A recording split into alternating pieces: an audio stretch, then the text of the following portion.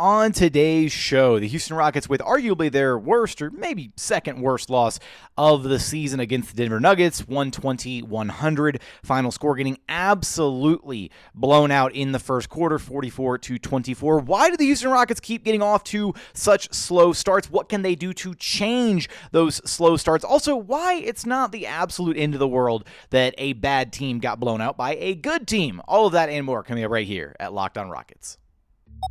This is Mission Control, Houston. Ignition sequence start. The Houston Rockets select Jalen Green and Jabari Smith Jr. T-minus 15 seconds. Guidance is internal. Every time I step on that floor, I'm coming. You're getting somebody who's going to come in with a chip on their shoulder, somebody who's going to come in and compete from day one. 6, 5, 4, 3, 2, 1.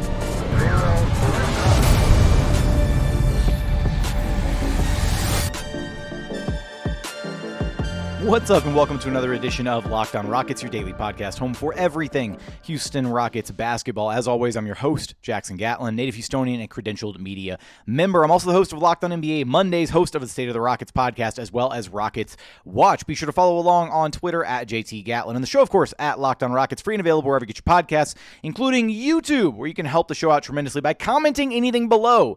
What was the most disappointing part of this game, this loss, for you as a Houston Rockets fan? Let me know in the comments. I do read each and every one of those every single day. Now, today's episode is brought to you by Sweatblock. If you or someone you love is experiencing embarrassing sweat or odor, try Sweatblock. Save 20% with promo code LOCKEDON at sweatblock.com. Also available on Amazon.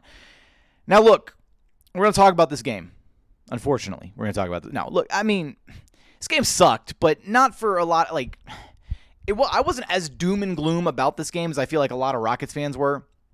It was not a good game, but overall, it was because they just got off to such a bad start early. Like, it wasn't necessarily the entire game was all blah, all terrible. Like, it was, there were some ups and downs, and KPJ had a, decent night. Alp had a big night, but those two guys, despite being the two best offensive players for the Rockets, were also the two worst defensive players for the Rockets. So it's like, you give a little, you take a little, I guess. I mean, as far as this game goes, the game was really kind of decided there in that first quarter, and by extension, kind of the first half, kind of the complete inverse of what happened in the first matchup between these two teams, right? Where the Rockets and the Nuggets played a really competitive first half, and things looked really good in that first game, albeit the defense on both sides was a little suspect. Then the Nuggets kind of, actually started playing defense in the third quarter, and they kept playing really, really good offense. In fact, their offense turned it up a notch in that first game, in that third quarter. In this game, the Nuggets just came out of the gate strong early, right? The defensive intensity was much better for the Nuggets right out of the gate. And the Rockets struggled. Jalen Green said after the game, when I asked him, I was like, was there anything they were doing specifically to, make you uncomfortable? He's like, yeah, they were pressuring. They were running me off the three-point line. I wasn't able to get easy buckets. And he highlighted the fact that he needs to, when defenses are doing that, he needs to be more aggressive at getting to the free throw line. He said, that's how I can get going, right? Get myself going by seeing the ball go through the hoop. Get, attack, make simple reads and, try to be aggressive and get to the free throw line was kind of his answer as to how he can get himself going in games like this. Kevin Porter Jr. at one point, in this first quarter of this game was basically like the only guy who could make anything happen for the Rockets. I mean, he was basically grabbing the team and just saying, all right, I'm going to try to carry y'all. And later on, Alp got it going. I mean, you look at the numbers, right? 18 and 11, 8 of 12 shooting. Alp had a decent offensive night where when he got his touches, he got his opportunities in the paint, he made things happen. But the Rockets defense really, really struggled in this game. And I actually spent a little bit of time talking to a couple of the Rockets assistant coaches about kind of, how the defense around, is built to better help Alp. And that was a running theme kind of going from game one to game two, is the guys said, hey, we need to better help Alp defensively, right? Like, they kind of left him on an island against Jokic in game one, and the execution was a little shoddy here in game two, but the Rockets, added a lot more help for Alp in this game to try and, force the ball out of Jokic's hands. Problem is the rotations were just bad. Like, I mean, anytime that Jokic got in the pick and roll with Alp, or, Alp was having to guard the pick and roll with Jokic, the Rockets have added a ton of nail help. So they have whoever's, guarding on the opposite wing or whatever will help over on the nail, and they are like so far away from their man, it's supposed to kind of like shut down the pick and roll completely. And there are just times when it works, but then there's also times where, especially when you're dealing with a passing phenom like Jokic, he's able to find the wide open man, right? Or there's miscommunication about who's supposed to close out where or who's guarding who. When that player is helping off of his man at the nail, then you've got the guy who's in the corner kind of cheating between two guys just in case, the pass gets there or that, the other defender has to shut something down. So the Rockets defense is geared towards helping Alp, especially in the pick and roll. And the problem is there's times when the perimeter defenders are not rotating fast enough, not aware enough of what's going on, not closing out hard enough. So it at times it looks like the perimeter defense is suspect, and the perimeter defense is suspect. Defense as a whole for this team is just really rough.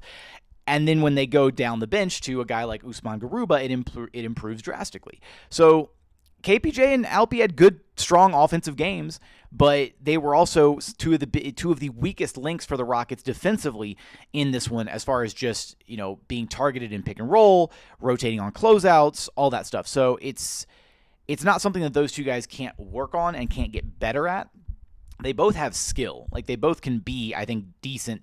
Even in fact, KPJ can be a good defender when he's locked in, like individually, like one-on-one defense. But when it comes to schemes, rotating, that kind of stuff, he's a little all over the place at times. And then for Sengun, I feel like the idea is, a lot of people look at Sengun and think that he can't be a good defender. I think he's got the IQ and the ability to be a good defender. I think sometimes it's about an effort thing for him. Like there were some plays where he was just clearly, like in altitude was, I think, getting to the whole team, but there were some plays where he was just clearly not moving quick enough, not in the right spot at the right time, that kind of thing defensively. And, he was also exerting a lot of force offensively. So sometimes that's, the give and take with a player like that. But I do want to talk about the continued slow starts for this Houston Rockets team. I want to dive into some of the numbers, the lineup data, all that stuff. And I also want to get to like why it's not the end of the world. Like, I feel like Rockets fans are, doom and gloom about this loss. Oh my God, it's, horrendous. They lost to a good team. It's not the end of the world. I'm going to explain why and why you should still be kind of confident, or at least, encouraged by what this Rockets team has done so far this season, despite the record at hand. We're going to get there after a quick message from our friends over at Sweatblock. Look, nobody likes feeling sweaty, right? I mean, maybe like after a good workout at the gym or something, you got a good workout sweat. That's one thing. But you don't want to feel sweaty like when you're going out to go hang out with friends, or maybe you're all dressed up and you're about to go on like a big date, or you're going out for a work function, right? The worst feeling is you step out the door and you're outside for 5-10 minutes or whatever. You show up to where you're supposed to be at and you start breaking out in sweating, right? Whether it's nervous sweat or just it's hot outside, right? It's in Houston. We know it's super humid. I'm still not back in Houston yet, but I'll be there soon. I mean, look, the way you can prevent, unwanted sweat, odor, whatever, is by using Sweatblock. Sweatblock wipes have been a bestseller on Amazon for the past 10 years with over 10,000 5-star reviews. They are your key to stopping unwanted sweat, body odor, all of that. So if you or someone you know is experiencing embarrassing sweat or odor, try Sweatblock. You can save 20% with promo code LOCKEDON at sweatblock.com. They're also available on Amazon. And continuing on here at Locked On Rockets, your daily podcast home for everything Houston Rockets basketball. Now, after this game, based on kind of, it was a frustrating game to watch. Rockets got, down big. They stayed down big pretty much the entire time. There was, they were down by as many as 33 points at one point in this game. And it was rough, right? It was more or less an ugly affair for most of the game. The Rockets really had to fight for every little possession that they got. Pretty much seemingly everybody on the roster kind of struggled.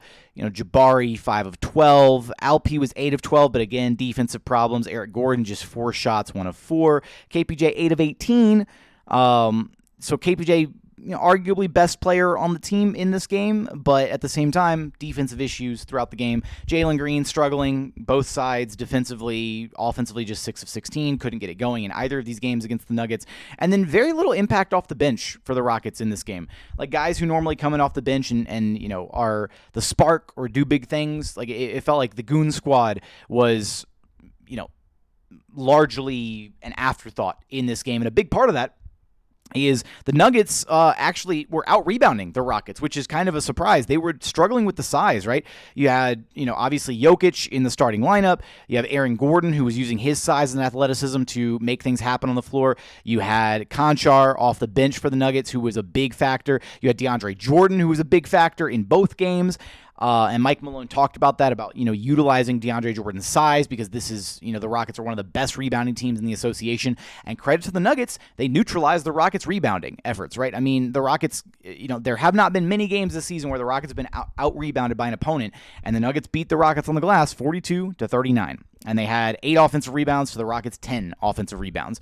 Not only that, the Rockets just couldn't hit anything. I mean, offensively they shot 29.3% from 3, just 42% overall. It was a bad shooting night. Maybe if those numbers were a little bit better, we'd be talking about a slightly more competitive game. But again, the Denver Nuggets defense did make the Rockets uncomfortable, right? They were chasing off the three-point line, forcing them into tough shots, whereas on the other end, the Nuggets were getting a lot of wide open looks, right? Like it was, I think at one point Jonathan Fagan shared, he was like, Jokic is doing a good job of choosing which wide open teammate to pass to, which is like, that's kind of the, the breakdown of where the Rockets defense was struggling, right? They were leaving guys wide open because they were so heavily focused on trying to take the ball out of Jokic's hands. So instead of him going off for 30 in this game, he just decided to have 12 dimes instead. So Jokic finished 17, 9, and 12, which is still a really strong night for the big man, in 28 minutes of run too, which is crazy. So first off, why do the Rockets keep getting off to these slow starts, right? Like, we've seen this time and time again. They get off to a slow start, and then they, mix things up, right? And the starters, a couple of them go sit down. The bench unit comes in, the Goon Squad, if you will. And that Goon Squad is the group that has fought the Rockets back into a lot of games. And it's kind of a two-part factor here.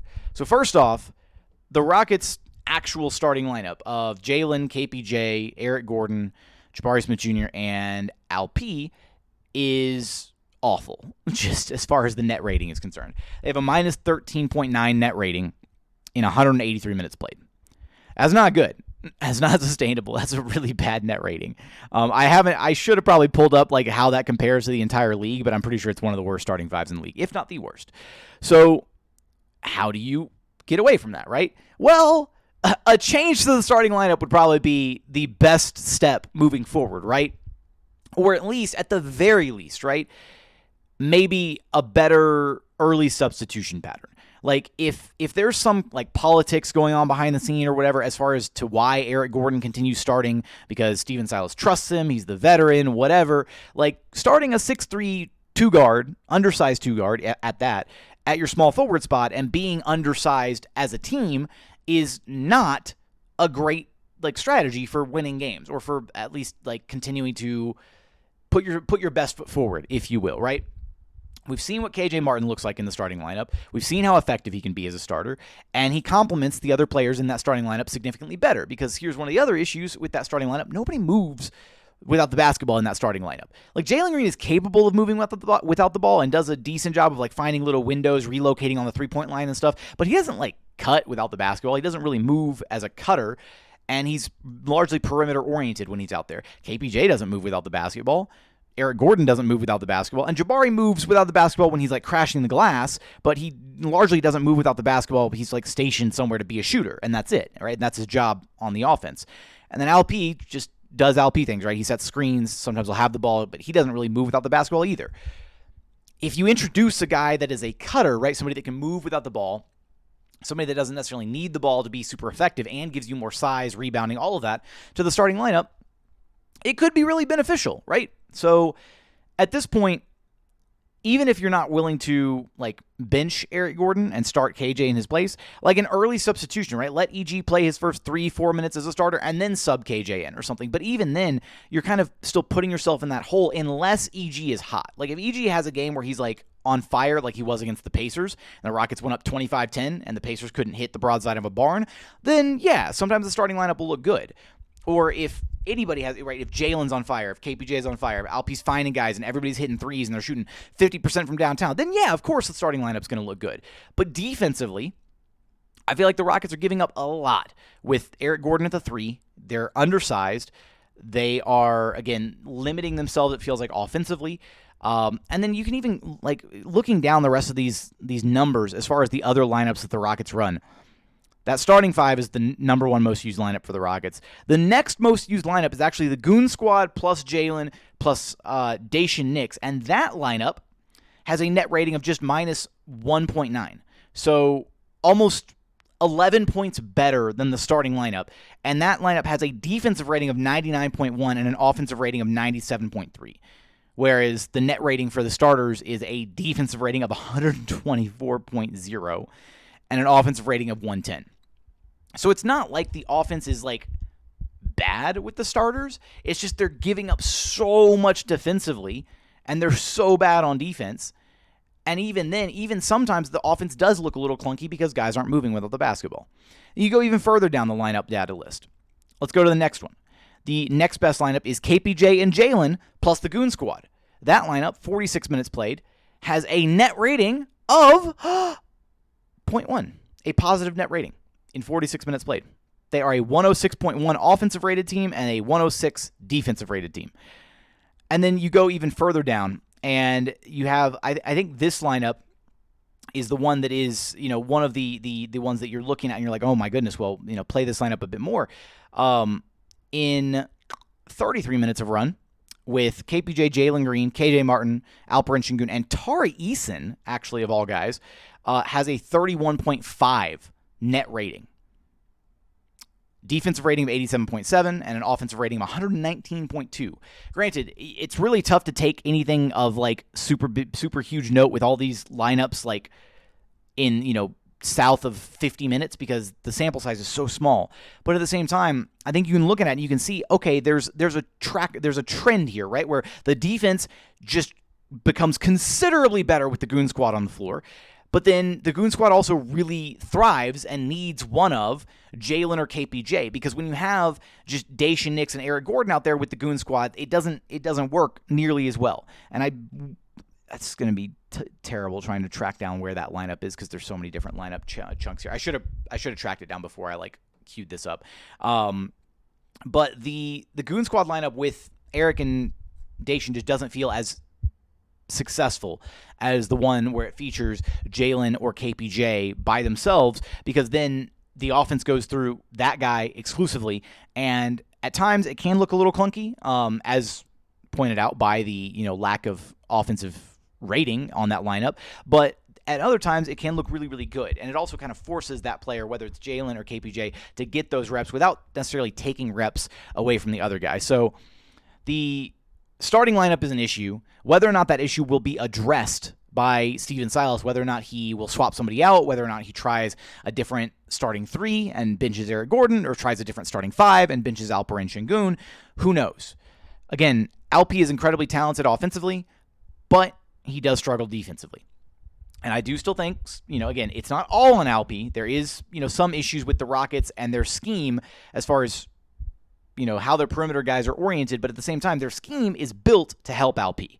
And if the scheme is built to help Alpe and he's still struggling defensively, it's not a great sign. And then Eric Gordon, who I've, muled about consistently as far as being a starter on this team still, just move him out of the starting lineup. It's time. It needs to happen.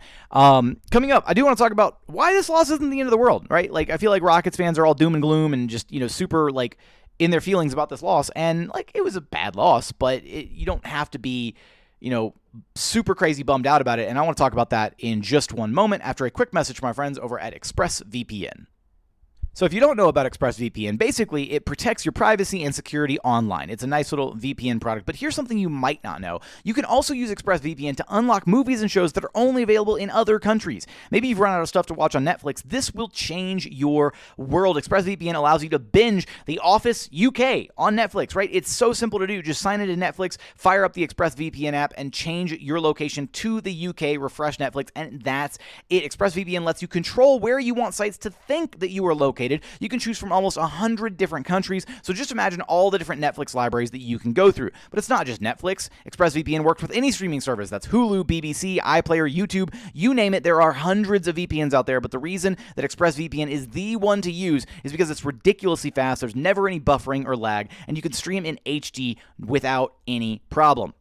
So if you want to get access to hundreds of new shows, go to expressvpn.com/lockedon right now, and you can get an extra 3 months of ExpressVPN for free. That's expressvpn.com/lockedon, expressvpn.com/lockedon to learn more. And final segment here at Locked On Rockets, your daily podcast home for everything Houston Rockets basketball. Now, if you've made it to the third segment, shout out, kudos to you for slogging through a podcast about a Rockets blowout loss. And now we're here in the final segment, and you may be wondering, Jackson, there wasn't a Locked On Rockets player poll for this game. There wasn't even a Locked On Rockets player mentioned in the first two segments. And I'll tell you why. Because I was frustrated with this loss, and I probably could have made the poll and given Alp, KPJ the chance to, win the poll, whatever. But I have executive decisioned it. The Locked On Rockets player of the game from this one is whoever made the pizza from the pizza joint at Ball Arena that was absolutely delicious. That was incredible. It was the best pizza I've ever had in any stadium, anywhere, ever. Just some generic pizza joint. I posted about it on Twitter, and it was like this big old slice of pizza for $10, and it was so good that I ate the first slice in like 2 minutes flat, and then immediately went back and got a second slice. That good. $10. It was like best stadium pizza I've ever had. So whoever made that stadium pizza, or whoever is responsible, whatever, for that delicacy that I enjoyed at Ball Arena, that is your Locked On Rockets player of the game from this one. God, sorry. It was one of these games where it's just like, yeah, Alp and KPJ had a good games offensively, but I was pretty bummed about their defensive effort in this one, right? And watching the consistent breakdowns that the Rockets had on the defensive end, which is why I was just like, you know what? No LOR player of the game on this one, except for Pizza Man. He gets it. So he or she gets it, right? We're inclusive here at Locked On Rockets. So as far as the loss goes, right? First off, I think it's important to note this is only the second blowout loss of the season for the Rockets, right? This is a team that is currently 5-16. They have 16 losses, and only 2 of them have been legitimate, quote-unquote, blowouts, right? Whereas last year, this Rockets team was getting blown out left, right, and center. They were getting blown out every other game. And it was just painful to go through, right? You're sitting there and you're like, oh, down 20 again. They're not responding. Okay, cut the lead to 15, down 25. No, this year they've been competitive. I've been in, a majority of the games that they've won 5 games, first off, and in 14 of their 16 losses, they've been largely competitive for at least, a majority of the game, or at least competitive for a big half or 3 quarters, and then the game kind of slips away from them, right? Which is understandable for a young team, right? They don't have somebody that can truly execute for them down the stretch. Now, the OKC Thunder are another example of a really young team, right?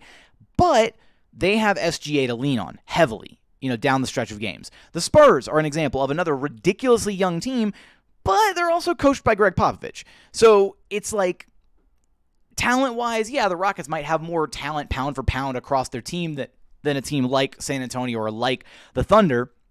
But those teams have some tools that kind of, can explain some of their successes, especially late in games, whatever, being able to close stuff out because of Popovich or because of SGA, right? A top 20 player in the NBA. That's going to help you a little bit.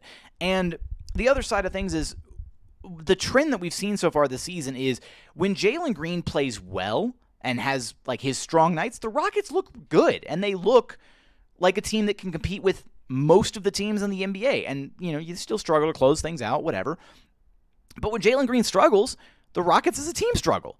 And that's pretty much how the NBA goes, right? If your star player, right, if Luka Doncic rolls out of bed and has a crap game for the Mavericks, guess what? The Mavericks lose.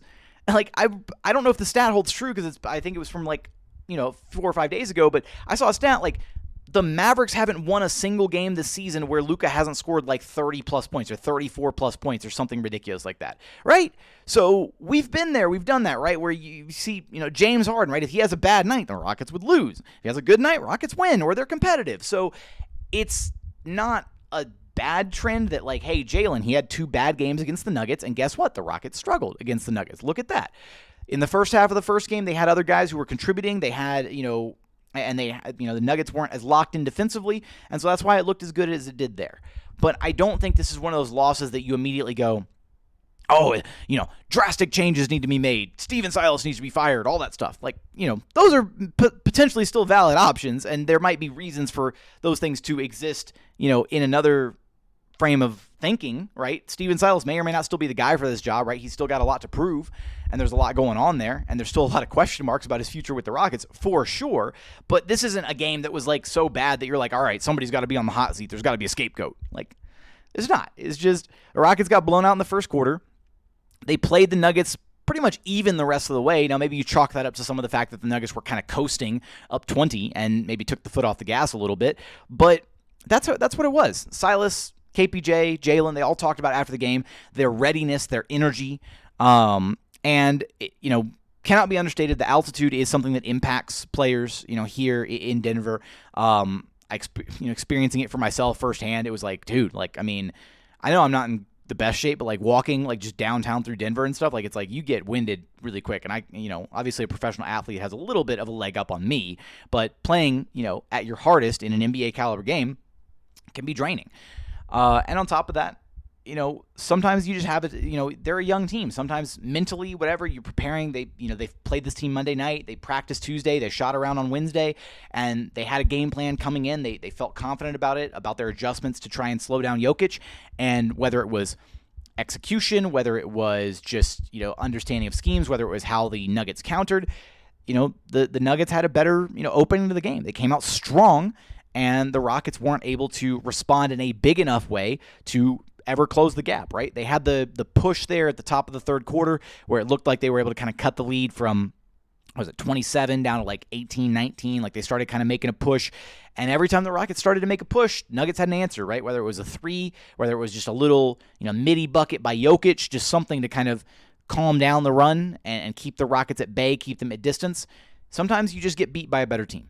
And thankfully for the Rockets this season, that's only happened twice, where the Rockets have looked absolutely outclassed by their opponent, and that was the Milwaukee Bucks game and now this game. For a team that is bottom of the standings like the Rockets are, you'd expect them to be getting blown out every other night, right?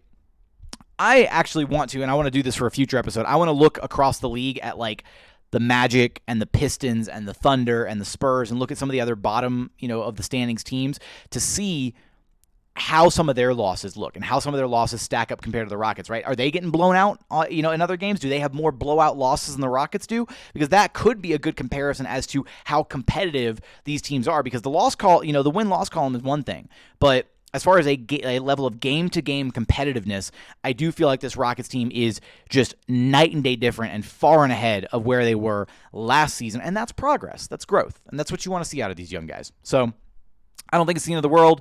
I think they've got a tough rest of this road trip coming up with the first game in Phoenix Friday night, and then they've got the game on the road Saturday night, back-to-back in the Bay. So Suns-Warriors is a brutal road trip, and then they come home, and things do not slow down because they'll come home and have to face the 76ers and James Harden in Houston on Monday night. So the schedule doesn't get much easier, but I do expect at least the competitive nature of this Rockets team to bounce back in the Phoenix Suns game. They're not going to just walk out and get blown out by the Suns. I'm calling that right now. We're looking at a competitive game against the Phoenix Suns. So be on the lookout for that. Be on the lookout for our next episode. We should have our weekly co-host, Ali Khan-Bijani, joining us to kind of break down some of what's going on with the Rockets defense. We're going to do all that, but for today's episode, that's going to do it. As always, thank you so much for checking out the show. If you haven't done so yet, consider subscribing wherever you listen to your podcast. That's Apple, Spotify, Google, the Odyssey app, free and available wherever you get your podcasts, including YouTube. Go to YouTube, search Locked on Rockets. Be sure to like, comment, and comment. I said like, comment, and describe. That's not it. Like, comment, and subscribe. I am clearly lacking caffeine here at the end of the podcast. But with that, thank you so much for watching. Thank you so much for listening. We look forward to having you back right here at Locked on Rockets, your daily podcast home for everything Houston Rockets basketball.